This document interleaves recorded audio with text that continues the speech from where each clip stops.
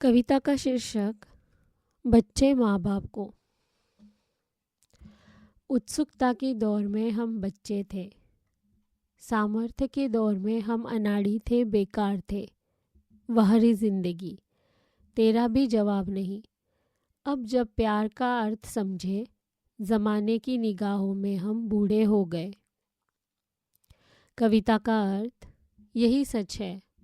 बचपन में सेक्स उत्सुकता का कारण है, जवानी में बच्चे पैदा करने का आधार है। वास्तव में 45 बरस की उम्र के बाद सेक्स टॉनिक है। पिट्यूटरी ग्लैंड को मास्टर ग्लैंड कहते हैं, जबकि सच्चाई यह है कि सेक्स ग्लैंड सभी ग्लैंड्स का पोषण करती है। जब तक यह पोषण करती रहेगी, तब तक आदमी बूढ़ा नहीं होगा।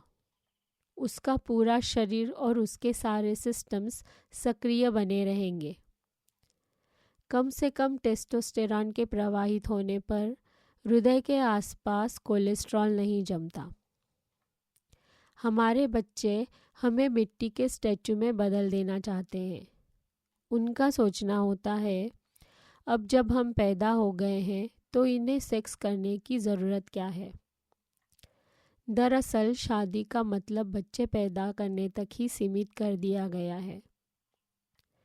सेक्स का प्यार से कोई संबंध नहीं माना जाता। आप समझ लीजिए, अधेड़ उम्र में घुटनों का दर्द उन स्त्रियों अथवा पुरुषों को हुआ करता है जो ब्रह्मचर्य की दुहाई देकर रति क्रीड़ा बंद कर देते हैं और पूजा पाठ में अपना समय अधिक गुजारते हैं। यही कारण है कि हमारा देश टेक्नोलॉजी में सुधार यानी इनोवेशन को ही अपनी उपलब्धि मान लेता है कि हमने विकसित देशों की तुलना में इतने कम समय और इतने कम खर्च में यह काम कर लिया। वास्तव में हमने देश के हित में ब्रेक थ्रू देने का काम गोरों के जिम्मे छोड़ दिया है।